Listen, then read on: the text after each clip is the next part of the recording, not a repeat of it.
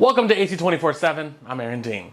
Former President Donald Trump is now facing his fourth indictment, this time in the state of Georgia. Trump is being charged in Atlanta in connection with efforts to overturn the 2020 presidential election results in the state of Georgia. Ivan Rodriguez joins us with the details on this latest indictment. 3 months after a Georgia recount confirmed Joe Biden as the winner of the 2020 presidential election, Fulton County District Attorney Fani Willis opened an investigation into election interference by former President Donald Trump. Now, Trump is one of 19 defendants named in a 41-count indictment that spans 98 pages.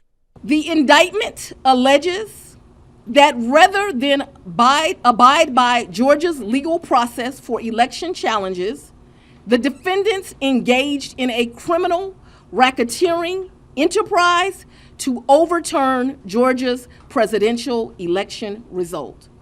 The investigation centered around a voting systems breach, fake electors, and Trump's infamous phone call to Georgia Secretary of State Brad Raffensperger.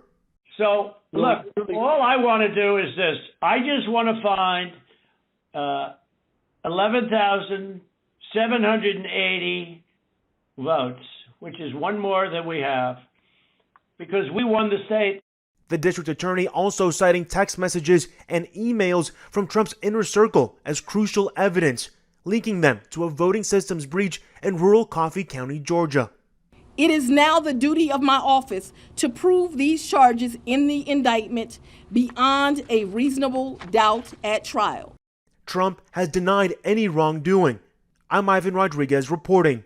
Harsher immigrant laws are impacting Latino children's mental health and physical health. That's according to a new survey published in the journal Pediatrics. Latino children make up a quarter of the children in the U.S. Researchers found their health could be affected depending on what state they live in. They said children living in states with more inequities like Alaska, Alabama, and Nebraska had higher odds of physical condition that could be asthma, diabetes, or heart problems.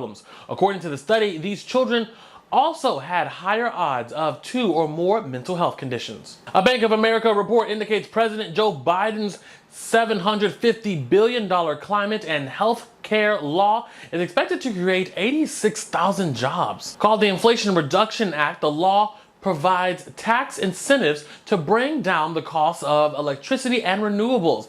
It also helped fund 270 new clean energy projects and bring in an additional $132 billion worth of private investments. About half the private investment has gone to electric vehicle and battery production. One poll shows nearly 3/4 of Americans have heard little or nothing about it at a year after it was enacted. Biden admits that's partially his fault.